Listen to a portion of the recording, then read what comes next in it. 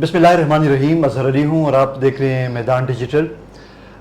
ناظرین، اس وقت ایک عالمی سطح پر جو روس یوکرین ایک جو تنازع ہے جس پر پچھلے سال ان کے درمیان باقاعدہ جنگ بھی ہوئی ہے، اور اس کے بعد جو دو بلاکس بن گئے تھے، ایک یوکرین کے حق میں اور ایک اس کے روس کی حمایت میں دنیا میں کچھ ممالک سامنے آئے تھے۔ اب اس تنازع کے اثرات عالمی طور پر دنیا پہ کس انداز میں پڑ رہے ہیں، اور بالخصوص ایشیا پہ، اور پہ ہم پاکستان کی بات کریں تو روس یوکرین تنازع کے پاکستان پہ کیا اثرات پڑیں گے، اس خطے پہ کیا اثرات پڑیں گے۔ اس کے ساتھ ساتھ آج کل جو ایک نیا ڈیولپمنٹ آیا ہے کہ جو پاکستان اور افغانستان کے جو درمیان تعلقات میں کچھ بہتری ہوئی ہے، کچھ سفارتی سطح پر کچھ اہم اقدامات ہوئے ہیں جن میں پاکستان کی جانب سے افغانستان میں اپنے ناظم الامور کو مکمل سفیر کا درجہ دینا، اور اسی طرح پر طالبان کی جانب سے، طالبان انتظامیہ کی جانب سے اسلام آباد میں اپنے ناظم الامور کو سفیر کا اسٹیٹس دینا، اور اس سے ایک اندازہ یہ ہو رہا ہے کہ دونوں ممالک کے درمیان جو سرد مہری تھی وہ تھوڑا کم ہو رہی ہے۔ اسی کے ساتھ ساتھ چین جو اس خطے کے ایک اہم طاقت ہے، اور اس تمام صورتحال پر چین کے کیا مفادات ہیں اور اس کے چین کے کیا پالیسی ہے، ان تمام صورتحال کا جائزہ لینے کے لیے ہم ایک دفعہ پھر رجوع کرتے ہیں سینئر تجزیہ کار شمیم شاہد صاحب سے۔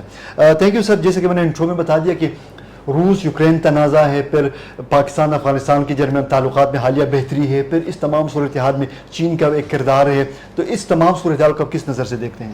شکریہ جی۔ میں سمجھتا ہوں کہ حقیقت یہ ہے کہ ٹرمپ کے دوبارہ برسر اقتدار آنے کے بعد مطلب دنیا کے حالات تبدیل ہوتے جا رہے ہیں۔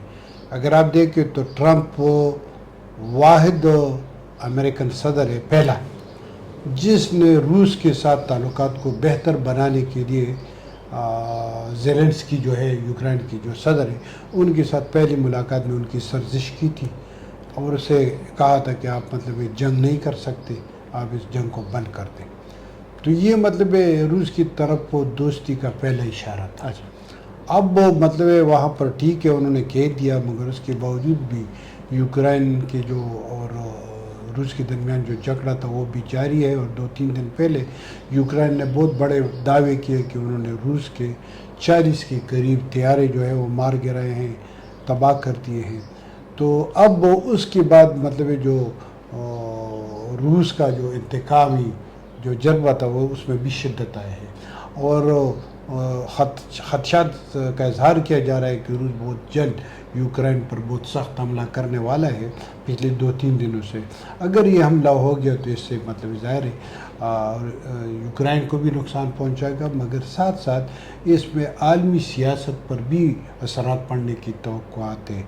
اور اس میں یہ ہے کہ اگر آپ دیکھیں تو ایک طرف روس اور امریکہ ایک دوسرے کے قریب ہوتے جا رہے ہیں، تو دوسری طرف روس امریکہ اور چین کے درمیان جو فاصلے ہیں، جو ظاہری تناؤ ہے وہ بڑھتا ہوا دکھائی دیتا ہے۔ یوں دکھائی دیتا ہے کہ ایک نیا منظرنامہ عالمی سطح پر رونما ہونے والا ہے، اور انجینئر گلبدین حکمتیار جو افغانستان کا جہادی رہنماؤں میں سر فہرست تھے، اور وہ پاکستان کا بہت زیادہ لاڈلا بھی تھا اور اب بھی ہے، اس نے 2-3 دن پہلے جو بیان جاری کیا تھا اس میں انہوں نے کہا تھا کہ امریکہ نے روس کو یوکرین چھوڑ دیا ہے، اور روس امریکہ کو تحفے میں دے گا افغانستان۔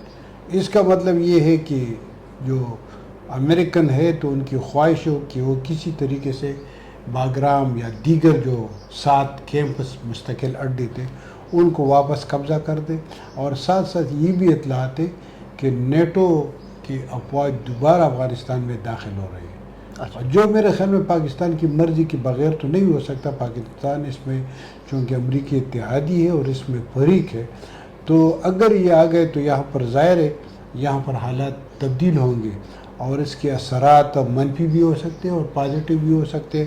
سب سے بڑھ کر پاکستان کے لیے مطلب مشکل ہوگا، کیونکہ پاکستان پر پہلے سے جو طالبان ہے یا جو عسکریت پسند ہے اس کے حوالے سے الزامات لگتے رہتے ہیں، ساتھ ساتھ ہندوستان کے ساتھ ان کا جھگڑا بھی بہت تیز ہے۔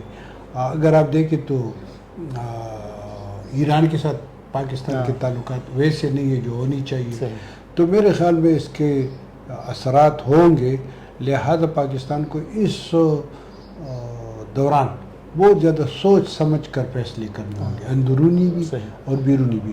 میں آپ کو ایک بات بتاؤں کہ پاکستان کو اگر ہم دیکھیں تو ہندوستان کی نسبت ہو یا ایران کی نسبت پاکستان کو 3 قسم کے جو مسائل کا سامنا ہے. ایک اندرونی یہ ہے کہ اندرونی طور پر پاکستان میں سیاسی خلفشار ہے، بہت زیادہ ہے.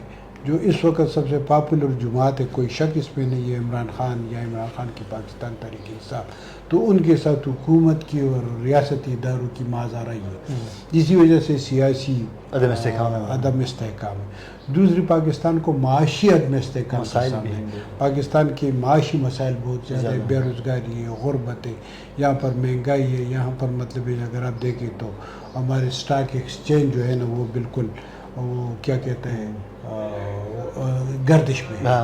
ٹھیک ہے. اسی طرح ہمارے سیکورٹی کی بہت زیادہ مسائل ہیں. ہمیں اندرونی طور پر دہشت گردی کا بھی مسئلہ ہے اور ہمیں بیرونی طرف ہندوستان سے بھی خطرہ ہے. اسی وجہ سے پاکستان کو یہ جو 3 مسائل ہے، ان 3 مسائل کے ہوتے ہوئے پاکستان کو اگر سفارتی یا عالمی سیاسی تناظر میں کوئی قدم اٹھانا ہوگا تو وہ بہت سوچ سمجھ کے اٹھانا ہوگا. اسی وجہ سے مشکلات بہت زیادہ ہیں. اچھا سر، آپ نے بتا دیا کہ ممکنہ طور پر افغانستان کی یہ خواہش ہے، امریکہ کی خواہش ہے کہ وہ افغانستان میں باگرام ایئر بیس سمیت دیگر اپنے جو فوجی اڈے ہیں وہ بھی تحویل میں لے، یا اگر فرض کرتے ہیں کہ اگر نیٹو افغانستان میں دوبارہ داخل ہوتی ہے، نیٹو افواج، تو افغانستان کا منظرنامہ کیا ہوگا؟ کیا یہ سب قوتیں وہاں طالبان کی جو حکومت ہے اس کے ڈومین میں رہیں گے، یا وہاں جائیں گے تو پھر طالبان بھی واپس اقتدار سے محروم ہو جائیں گے؟ اگر ہم دوحہ ایگریمنٹ پر جائے 2020 میں جو ہوا تھا، اس میں افغانستان اور امریکہ نے بالکل وہ مطلب دوستی کا آغاز کر دیا ہے. اب مطلب یہ افغانستان کے طالبان پر منحصر ہے کہ وہ کیا کریں گے. مگر میں جہاں تک سمجھتا ہوں تو اس وقت تو جو موجودہ طالبان ہے تو یہ قطر کے زیادہ انفلوئنس میں ہے، اور قطر جو ہے امریکن کا بہت زیادہ وفادار اتحادی ہے. لہذا میرے خیال میں طالبان کے لیے یہ ناممکن ہوگا کہ وہ امریکن کے ساتھ انکار کر دیں. اچھا، تو اس تمام صورتحال میں پھر چین کے کردار کا کس طرح دیکھتے ہیں؟ دیکھیں نا، چین تو میں کئی بار کہہ چکا ہوں کہ چین جو ہے وہ تو معاشی اور صنعتی طور پر آگے جانے کی کوشش کر رہا ہے. وہ اس وقت تو کسی قسم کی محاذرائی، چاہے وہ سیاسی محاذرائی ہو، سفارتی ہو یا مسلح ہو، وہ اس کا متحمل نہیں ہو سکتا. ان کی کوشش ہوگی کہ وہ اپنی بزنس اور اپنی اکانومی کو آگے لے جائے. اس پہ یہ بھی صحیح ہے کہ وہ امریکہ کے مد مقابل آ رہا ہے، مگر امریکن کے مقابلے میں اس کو جو عالمی سپورٹ ہے وہ بہت کم ہے، سوائے چند ایک ممالک کے. باقی زیادہ تر ممالک جو ہے وہ امریکن اتحادی ہے، امریکن سے مجبور ہے. وہ کبھی بھی نہیں چاہیں گے کہ وہ چین اور امریکہ کے درمیان اگر کوئی محاذرائی شروع ہو جائے تو وہ کلّا چین کی حمایت نہیں کر سکتے، بلکہ پس پردہ بھی وہ چین کی حمایت امریکہ کی ناراضگی، امریکہ اور امریکی اتحادیوں کی ناراضگی کو نہیں مول لے سکتا. اسی وجہ سے میں سمجھتا ہوں کہ چین کے لیے یہ ناممکن ہے کہ وہ امریکہ کے مقابلے میں سامنے آ جائے، اعلانیہ جنگ کر دے یا اعلانیہ کوئی بلاک بنا دے. اگر وہ بلاک بنانے کی کوشش میں ہے تو اس کے لیے اسے کافی تگ و دو کرنا پڑے گا.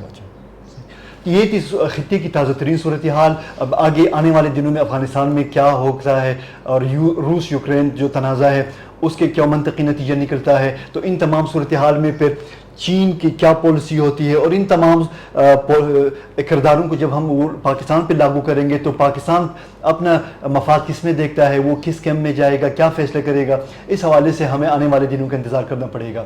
کیمرہ مین عمر الہی کے ساتھ اظہر علی اور شمیم شاد کی اجازت دیجیے. اللہ حافظ.